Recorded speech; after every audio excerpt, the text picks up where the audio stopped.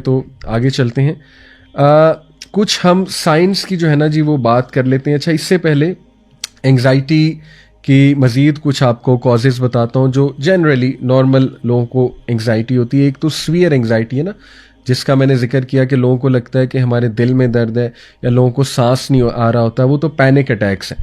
ہم ابھی نارمل جو انگزائٹی ہوتی رہتی ہے, ہر بندے کو ہوتی ہوگی, مجھے بھی ہوتی ہے, ٹھیک ہے, اس کی تھوڑی بات کر لیتے ہیں.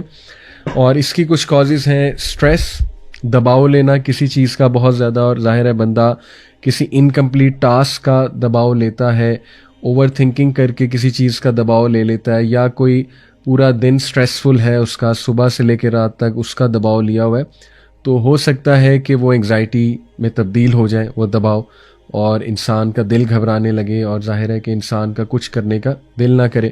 اسی طرح خوف جڑا ہوا ہے انگزائٹی کے ساتھ. اسی طرح انسرٹنٹی جڑی ہوئی ہے. انسرٹنٹی سے مراد ہے کہ پتہ ہی نہیں کہ بنے گا کیا, ٹھیک ہے نا, یعنی مستقبل کا خوف اور انسرٹنٹی کہ پتہ نہیں میری جاب لگے گی نہیں لگے گی, پتہ نہیں میرے حالات بہتر ہوں گے کہ نہیں ہوں گے, پتہ نہیں میرا رشتہ ہوگا کہ نہیں ہوگا. تو اسی کو لے کر بیٹھے رہنا, اور وہ بھی انگزائٹی پھر اختیار کر جاتی ہے یہ چیز.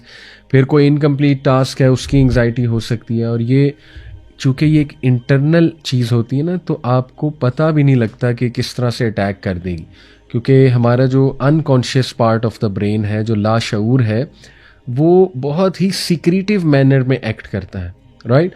تو اسی لیے کہتے ہیں نا کہ پازیٹیو سوچ اور پازیٹیو خیالات کی بہت فوقیت ہے. جیسے کہ دیکھیے میں آپ کو ابن القیم کا بہت ہی خوبصورت جو ہے وہ کوٹ آپ کے سامنے رکھتا ہوں.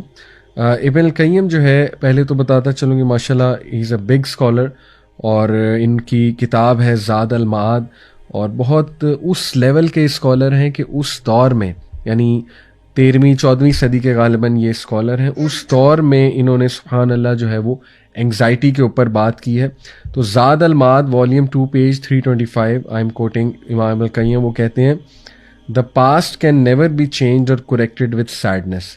ماضی جو ہے اس کو کبھی بھی آپ حزن سے, غم سے چینج یا کیور نہیں کر سکتے, بلکہ اس کا فائدہ ہی نہیں ہے کہ ماضی پر ہی غم کرتے رہنا, بلکہ, اور یہ انتہائی پریکٹیکل ٹپ ہے. انفیکٹ میں کہتا ہوں کہ اگر آپ صرف اس ایک کوٹ کو لے لیں تو آپ یہیں پہ لیکچر ختم کر سکتے ہیں کہ بس میرا کام ہو گیا, لیکن ہم انشاءاللہ مزید ڈیپتھ میں جائیں گے.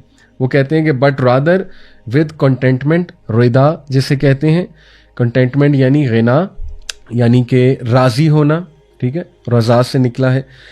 گریٹیٹیوڈ یعنی حمد, اللہ تعالیٰ کی حمد بیان کرنا, شکر گزاری کرنا. پیشنس یعنی کہ صبر.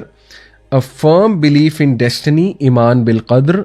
اور the verbal recognition that every thing occurs by the ڈکری of God.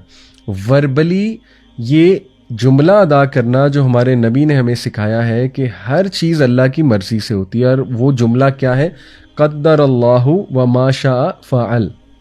اب میں آپ کو دوبارہ سناتا ہوں.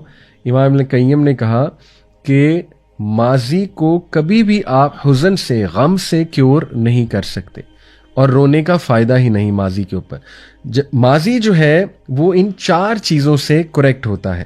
نمبر 1 کنٹینٹمنٹ, رضا, کہ میں کنٹینٹ ہوں, جو ہوا الحمدللہ, اللہ سبحانہ و تعالیٰ میری لائف کے کنٹرولر ہیں, اللہ سبحانہ و تعالیٰ کی کوئی بہتری ہوگی اس میں تو الحمدللہ.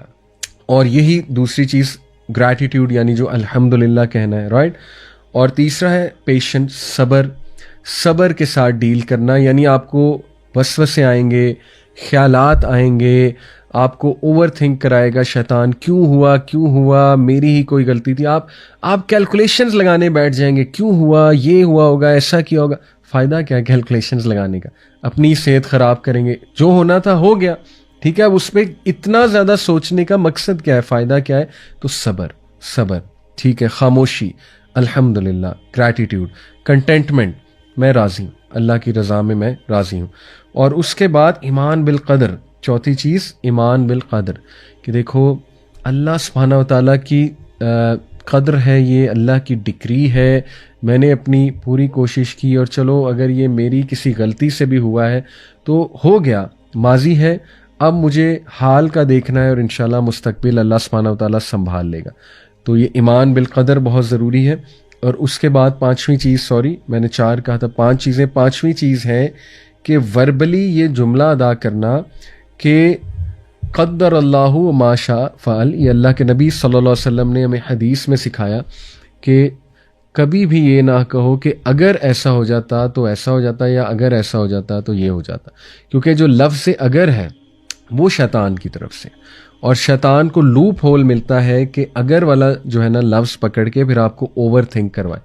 رادر یو شوڈ سے، میں آپ کو حدیث سنا رہا ہوں، اللہ کے نبی صلی اللہ علیہ وسلم کا اگر نہ کہو، کاش نہ کہو اور اگر نہ کہو، آپ کہو قدر اللہ ما شاء فعل.